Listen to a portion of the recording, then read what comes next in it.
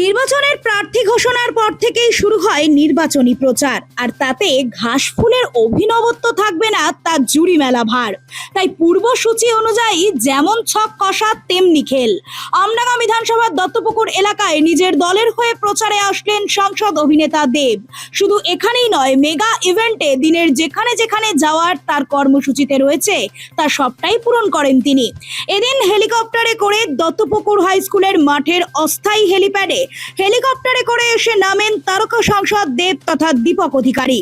এরপর সেখান থেকেই বাই রোডে দত্তপুকুর থানা এলাকায় জয়পুর অঞ্চল থেকে মিছিল শুরু করেন অভিনেতা তথা সাংসদ দেব। এদিন আমডাঙ্গা বিধানসভায় তৃণমূল কংগ্রেসের প্রার্থী কাসেম সিদ্দিকের প্রচারেই অংশ নেন তিনি। দেবকে দেখতে রাস্তার দুই পাশে হাজার হাজার মানুষের উপচে পড়া ভিড় সামাল দিতে বিশাল পুলিশ বাহিনী মোতায়েন করা হয়।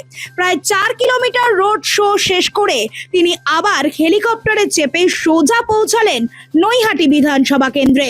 এই বিধানসভা কেন্দ্রের তৃণমূল প্রার্থী সনদ দের সমর্থনে রোড শোয়ে প্রধান আকর্ষণ তথা অন্যতম মুখ হিসেবে উপস্থিত হন আবারও অভিনেতা তথা তারকা সাংসদ দেব।